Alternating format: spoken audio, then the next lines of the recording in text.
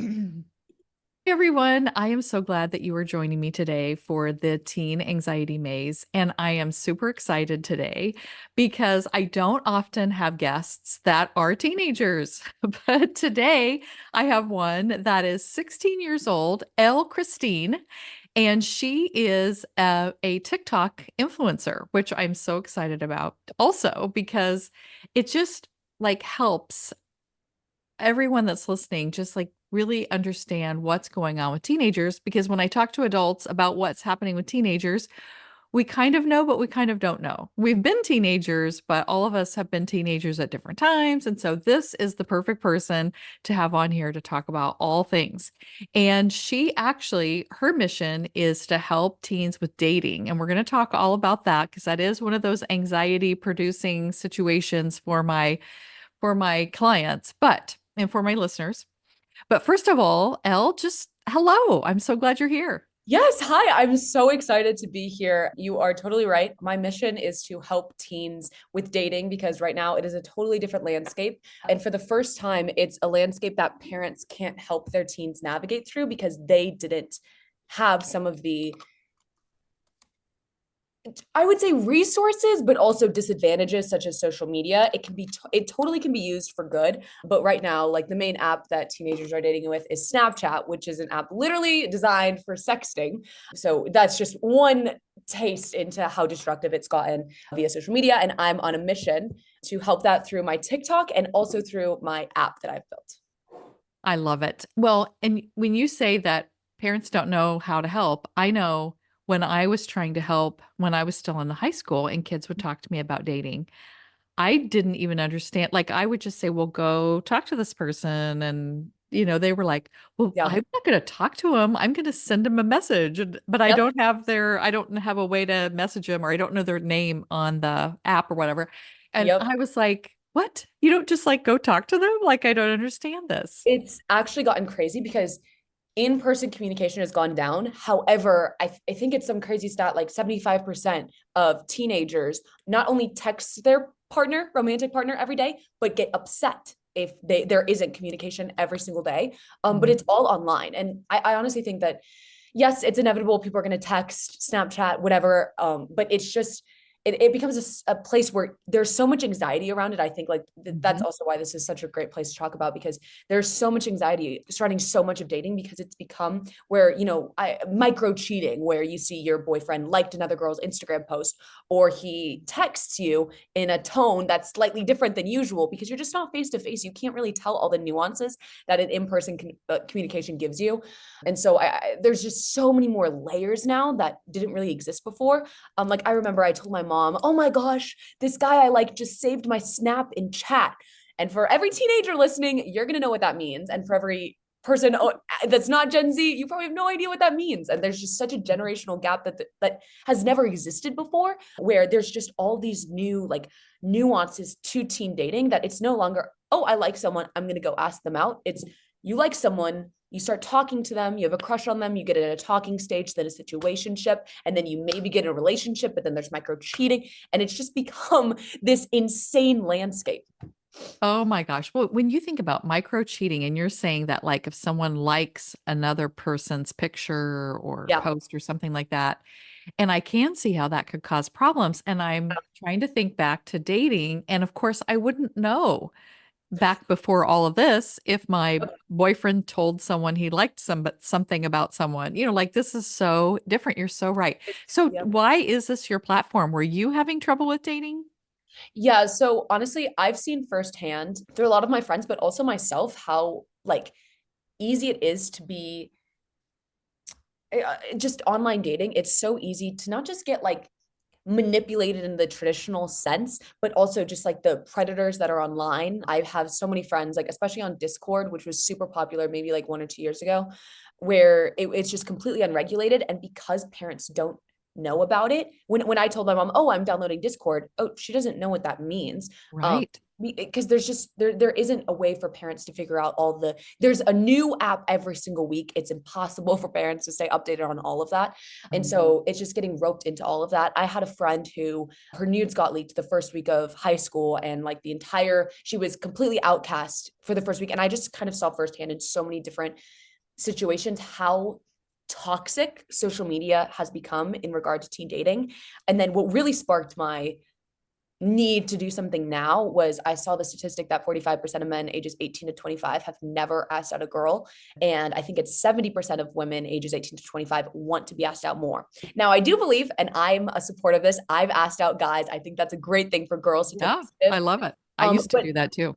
yeah, but I think what it more shows is the trend towards social isolation and kind of this incel culture that has been really perpetuated through social media, where there's almost this glorification to self-destruction that has led teens to be super isolated and not develop the social skills and not want to develop the social skills. And so for me, it was that online is completely safe, parents can't help, and something needs to change now. And those were kind of my motivations to start my TikTok account.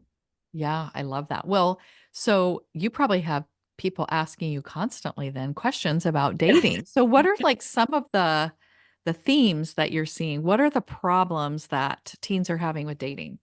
I think there's, gosh, I get 100 DMs from every kind of person having every kind of relationship problem I every bet. single day. It's and I think that the number of messages I get shows how much help is needed. And Yeah.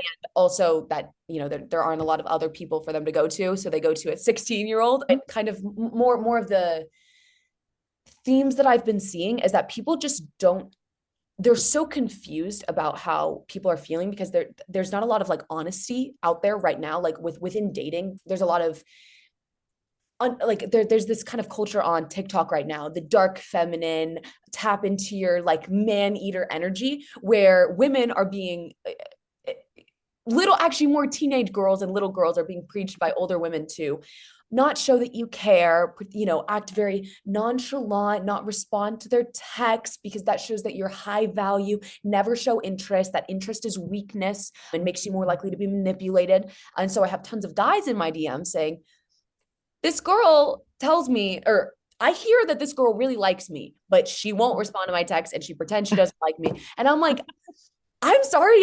She's probably listening to all of these women telling her to tap into her dark energy and to not Yeah. respond to those texts. And then on the girl side, I see a lot of kind of them not it's become so easy for guys to be talking to multiple girls, and the talking stage, which is kind of like that's the new thing, that's the new trend, is to be in a talking stage with someone, which basically means that you can have romantic feelings for multiple girls or guys at once Mhm. and not face any consequences of loyalty. And so I see a lot of girls being stuck in these situationships and talking stages with guys that they actually want to be in a relationship with, because to guys they're like, this is awesome, I can just text 100 girls at once, because before social media you'd actually have to go on dates, go in person, and there was a lot Yeah. more of a time commitment and like Mhm. a time like stake in the relationship, where now it takes 5 seconds to swipe up on a girl's story or send her a message. And so the cheating has just, it's not even become cheating, it's just gotten to a point where people aren't actually pursuing relationships and they're pursuing these situations with people that don't actually lead to emotional growth or relationship development in the long term. Yeah. Well, my house cleaner is 26 probably, and she's been talking to me about relationships. Yep. And she said that she sees the new trend being that they don't want to be monogamous, that it's like, let's have these open relationships where we're with, Yes. and it's like, what did she Yes. call it? It's not cheating because it's not a secret. Like you Yep. tell each other that we're going to have, I mean, that person obviously wants to be in the relationship too, but she Right. said, I'm having a hard time. I don't want to be in an open relationship, but all of my friends and all the guys that I could date all are saying I want this open relationship. Are you seeing that? I think with teens, it's a little different because I think that an open relationship and polyamorous aren't really words that are thrown around like that. That's not really in like the Okay. teen jargon, but I think that Okay. it's very similar in the sense that there's just not a lot of commitment happening. And I think that's true Okay. across all age demographics. In like, I would say like college and up, that's where it's like this open relationship where you almost feel like, yes, you agreed to the relationship, but you only agreed because it seems everyone's doing it and you like this guy and he's doing everything right. And oh, okay, I guess he wants to talk to other girls. That seems weird, like considering it's just, Mhm. it's, yeah, I've definitely seen that. But as far as in teen world, it's just become talking stages and situationships, which are just another word for an open relationship. Okay. Because what I believe a relationship is, especially in as a teenager, you're not dating to marry. Everyone in high school Mhm. knows that. What you're Right. doing is you're dating to practice the skill of being with someone in a context that's different than a friendship. You're deeper with them. You Yes. you actually it's just it's deeper than a friendship, and it's Mhm. something that you have to practice. You figuring out what you like, what you don't like in a relationship. And I also think that it's figuring out a little bit about who you are Yes. and what you are okay with. I just think it's a huge part of like self-discovery in the teenage years. And because you're not dating to marry, I think that a lot of guys are just using it up as an opportunity to be like, oh, well, we're not dating to marry, so it doesn't really matter that much. And the problem is they're because of the hormones that are released when you're a teenager, your first love, that's why you remember it so clearly because the Yeah. hormones that are released just cement it in your brain. And so when teens are having these negative experiences, it's really staying with them. And when guys are developing these life skills of, oh, it doesn't matter, we're not, dating to marry, I can be on social media liking all the girls posts, like it doesn't matter. It just develops into an actual issue when you are dating to marry. So, Right. yeah. Well, when I was still in high school, almost every person that would talk to me, so I'm assuming this is very widespread, Yeah. said that very early in these talking relationships, they were getting requests for pictures, nude pictures or Yes. part Yes. of body parts of some kind or whatever. And I'm guessing that that's probably still going on where that's like a huge Yeah. thing. It's really unfortunate because most teens don't understand that sexting is illegal. It is Mhm. literally child pornography. It is illegal. And if you get caught, not only will you go to jail, but whoever you sent them to can be sentenced as a sex offender and have that registration for the rest of their life.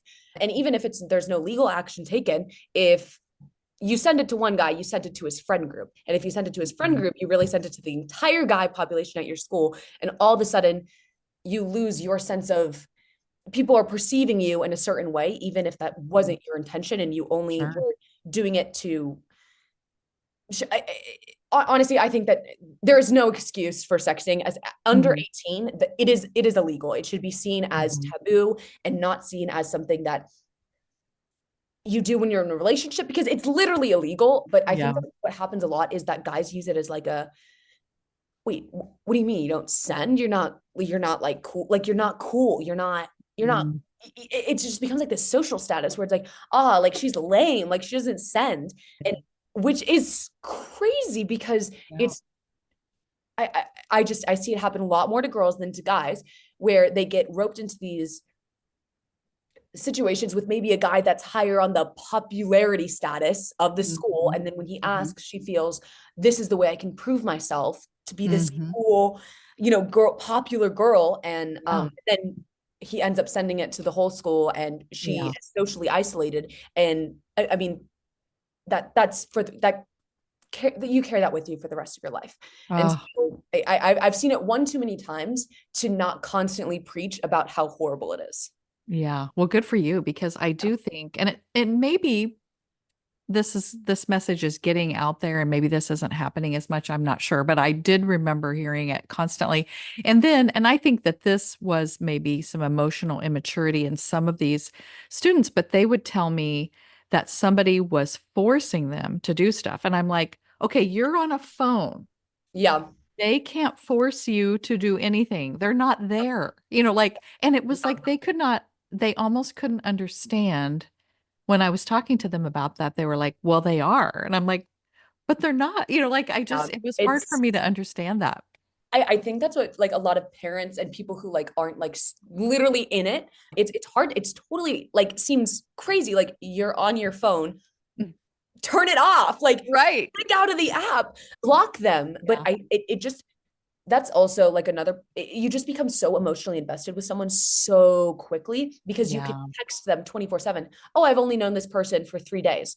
but they probably talked more in the last 3 days than a normal relationship would, two Right. people in a relationship, in a couple weeks before social media, because Mm. it's just a constant thing. And so you suddenly feel super emotionally invested in this person. And then I think that like forcing girls to send nudes and everything like that, that's, I haven't seen that as much with my friend group. It's more of like the social status shaming than a literal Mm. like, you better send it. Mm. However, once the girl does send it, I have seen so horrific where guys will then hold it over the girl's head of, Oh, mhm. well, I have them, like now what, like you better keep dating me now, let's take the next step in person. And so it just kind of Mhm. becomes this, I say this, like sexting is the new first base, where it's kind of like Mhm. you're proving that you like someone by doing it, and by not doing it, guys take it as a hit on their ego. And so that's why they'll Mm. continue to like push for you and condemn you socially if Mhm. you don't do it, because they take it as a hit on their ego, even though it shouldn't be, because it is illegal and it is just not something that a teen girl should be doing. Right. Well, I heard a story, and I'm sure this happened more than once, Mhm. where there were pictures and then sort of a blackmail situation, and Mhm. somebody died by suicide because Yeah. the way that they were talking to them, like, well, we're going to send this to your parents and we're going to Yes. do this other Yes. stuff. And then they were like, well, I'd rather die than Right. have this going out somewhere. And I just can't even imagine. I mean, I would just hope that a young person would go to some adult and say, I need help. Some bad stuff has Right. happened, but maybe they're too ashamed, or they think they might get in trouble. I don't know. It's, yeah, I think it's that's why when a lot of parents ask me, so what do I do about social media? How do I control my kid being on social media? And my reaction is, I wasn't allowed to be on social media till I was 15. I was on social media at age 12. Like it doesn't Yeah. matter when your parents said it. If it's downloading an app. It's so easy to do and to hide from your parents. And so what Mhm. I encourage parents to do instead is to have an open conversation and monitor on social media.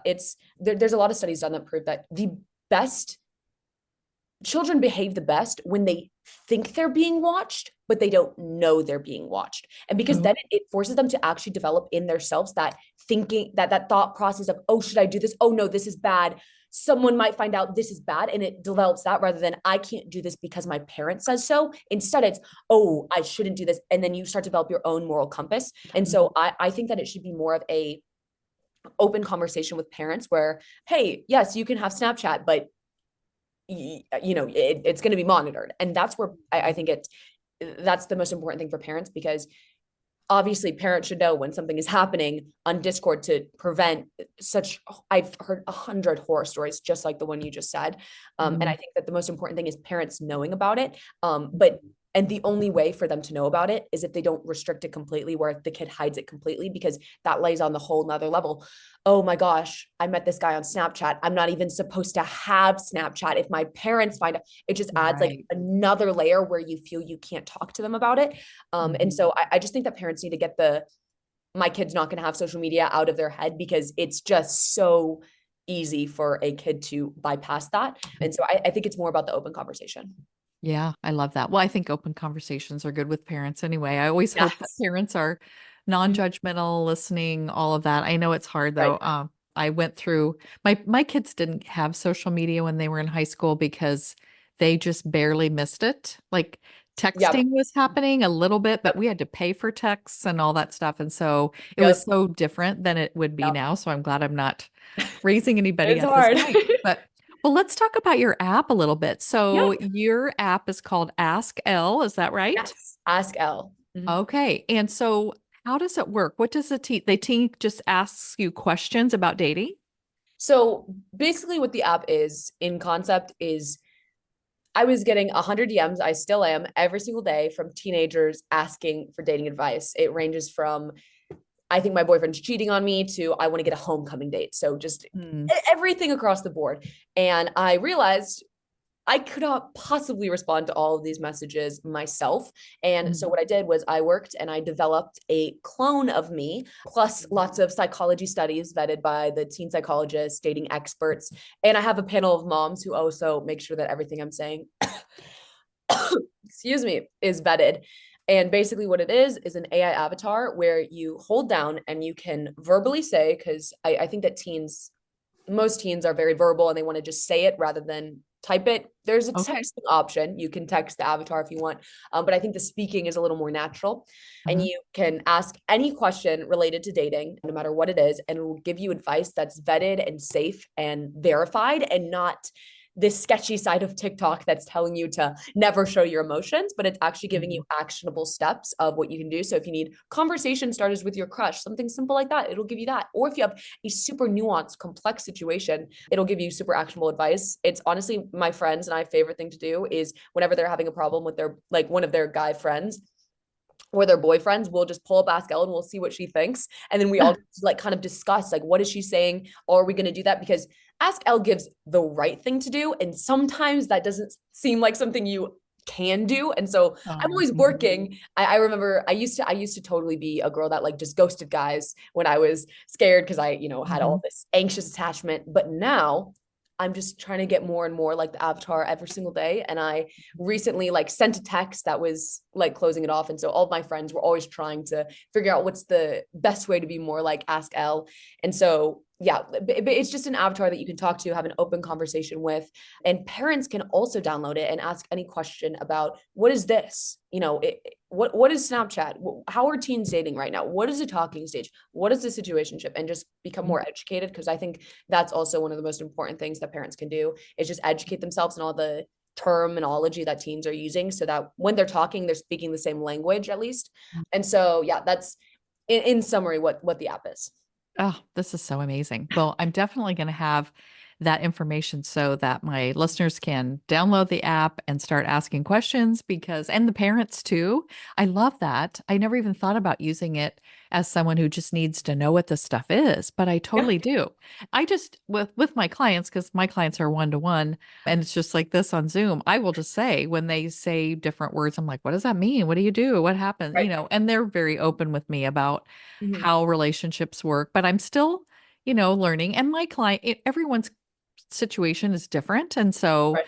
the things that I've experienced with my clients and they tell me about, there's these other things that I don't really know much about or they're Right. not experiencing. So I love that you have this. And I think for parents it'll feel good to them that it's been vetted by people that Right. know what's good common sense advice for teens to use. 100%. The fun conversation starters, date ideas, that's all me. That's my personal touch. But all of the Mhm. actual, what should I do in this situation that are a little more serious, that is all from people who have researched this, have their PhD, aren't 16 in high school, and Mhm. it's just making sure that it's safe advice. Because I think that's the number one thing that teens need right now is a safer place to get advice than TikTok. Yes, I'm on TikTok giving advice every day. I try to put one more good positive video on the For You page. However, Yeah. it's in a sea of manipulative, toxic advice. And so I think that I'm just trying to create a space that teens can go and actually get advice, because their friends are also getting their advice from TikTok and their parents don't know what they're talking about. So it's kind of like Right. no man's land. That's what the app's purpose is. Well, and I guess, like you were saying that there's this whole thing for females to, Mhm. not pay attention or act like they don't care. And Mhm. I'm guessing that might be more, I don't know, older adult, not older Mhm. adult, but young adult people saying these kinds of things. And it doesn't really relate to what's happening in high school, but they're looking at it like, oh, I want to be like this older person. So I'm going to act like this.